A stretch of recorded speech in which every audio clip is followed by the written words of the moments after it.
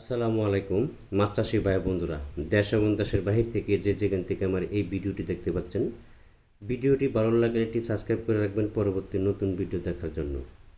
আজকে আমি আলোচনা করব 2025 সালের নতুন বছরের বয়লা থাই পাঙ্গাস মাছের পোনা সম্পর্কে। যারা থাই পাঙ্গাস মাছের পোনা সংগ্রহ করতেছেন অবশ্যই একটু সতর্ক থাকবেন। পাঙ্গাস মাছের মধ্যে হলো তিন জাত। একটা হলো সাদা লম্বা, এটা হলো বয়লা থাই পাঙ্গাস মাছের পোনা। আরেকটা হলো চৌড়া, আরেকটা হলো কালো।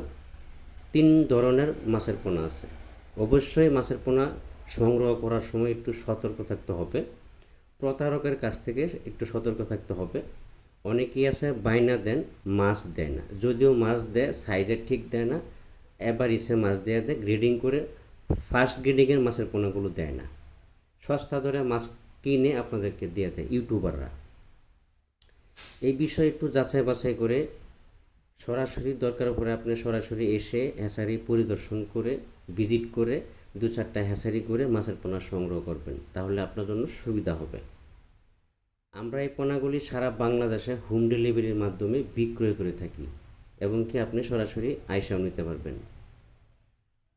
আমাদের কাছে সকল প্রকারের মাছের পোনা, দেশীয় বিদেশি কাপ জাতীয় এবং কি ক্যাটফিশ জাতীয় সকল প্রকারের মাছের পোনা সুলভ মূল্যে পাওয়া যাচ্ছে। স্ক্রিনে যে মাছগুলো দেখানো হচ্ছে, এই মাছগুলো কেজিতে 2000 থেকে 2500 পিস 1 কেজি। আমাদের কাছে অ্যাভেলেবেল সকল ক্যাটাগরি লাইনের মাছের পোনা আছে। সবসময় এ গ্রেডের মাছের পোনাগুলো সংগ্রহ করবেন।